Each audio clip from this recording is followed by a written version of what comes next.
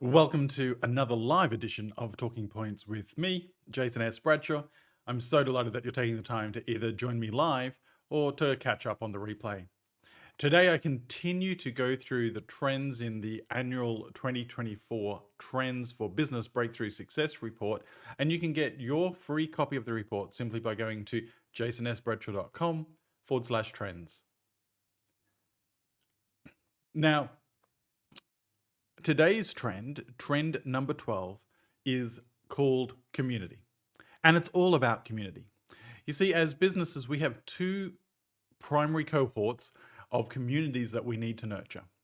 The first is our employee communities.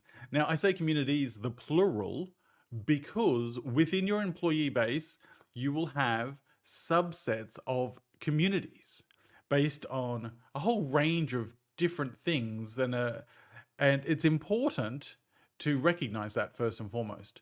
It's also important to decide how you're going to nurture them. Now, nurturing them doesn't mean you have to control them. It means how can you facilitate, how can you help them be effective parts of the greater whole. You see, many organizations let employee groups create communities or groups within their company. Could be a LGBTI group, it could be an over 50s group, women in management, women in leadership. The list of groups inside organizations can be endless. My view on this is that the organization needs to harness those communities, nurture those communities, and encourage those communities to continue to contribute in their unique ways to the overall organization as a whole. Now, that could be through providing some funds, resources, mentorship. But remember, the community is a collection of individuals who share a common goal, common belief, and it's in addition to their day-to-day tasks. So you don't need to put a manager over the top of it and say, this is how the community will work necessarily. Now, if you've got a large organization that spans the globe, you will want to put some coordination into it. However, I stress that word coordination.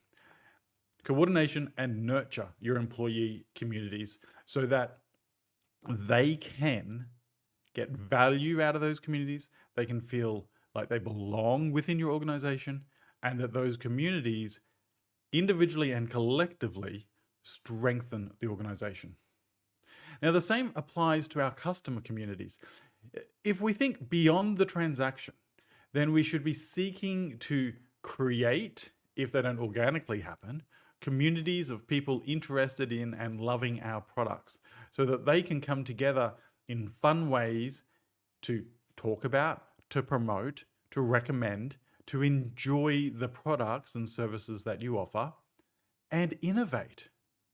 Both customers and employees, both customer and employee communities have the ability to innovate in ways that are unstructured, sure, but in ways that will absolutely help you and your team achieve some breakthroughs in your products and services. Now, customer communities are, again, they can be quite organic, or they can be something that you create. If I think about car ownership, there are people that are members of the Volkswagen Club.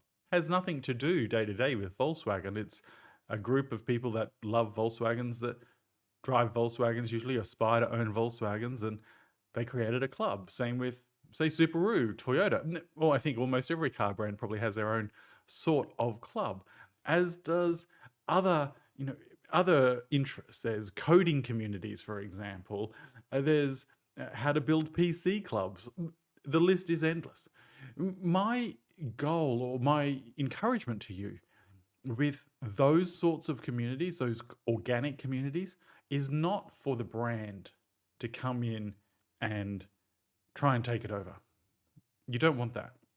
But what I would encourage you to do is to help that organization. So whether it's providing some free tours of your factories, or of your office facilities, if it's giving them tickets to some sort of event to help them get excited and encourage their members to participate, if it's an ad in their club newsletter or on their club website, there's ways for the brands to be part of the community without owning the community. And that's the real key here. In this whole topic, in this whole trend of communities, those organizations in 2024 that are going to harness communities to grow their brand, to build brand affinity, brand loyalty, brand recommendation, employee loyalty, are going to enhance those communities through support and participation, not through control. And if they don't already exist, well, then you'll look for ways to spark the start of communities. And I say communities plural in every instance because the Volkswagen Owners Club of Queensland here in Australia is different to the Volkswagen Owners Club of Melbourne. But they're still both Volkswagen owner clubs that have their own communities. So if you're a multinational business, then that's something to take into consideration. If you're just, let's just say you're the local business, so you're the local carpet cleaner, there's still ways for you to be part of the community and to embrace the community. School fetes, weekend markets. How can you be part of that in a way that creates interest in your brand, gets people talking about your brand in positive ways, but is also seen as part of you participating in the communities in which you work and play? Community is absolutely essential, and I'd encourage you to consider how you can encourage and enhance them in 2024 if you're looking to achieve business breakthrough success. Now, I have a number of places still available, but they are limited. Remember, I only have 50 one-on-one clients at any one time, so there are less than 20 spots available right now. And so if you go to businessbreakthroughcoaching.net, you'll learn a little bit more about the 12-week accelerator course designed to help accelerate your growth and set you up for growth in 2024.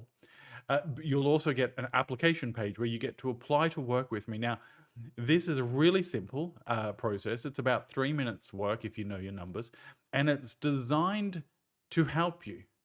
You see, when those applications come through and I look at them, if I don't believe that I have the abilities, the experience to help you and your business achieve breakthrough success in 2024, then I'm politely going to say, I'm not the right fit for you.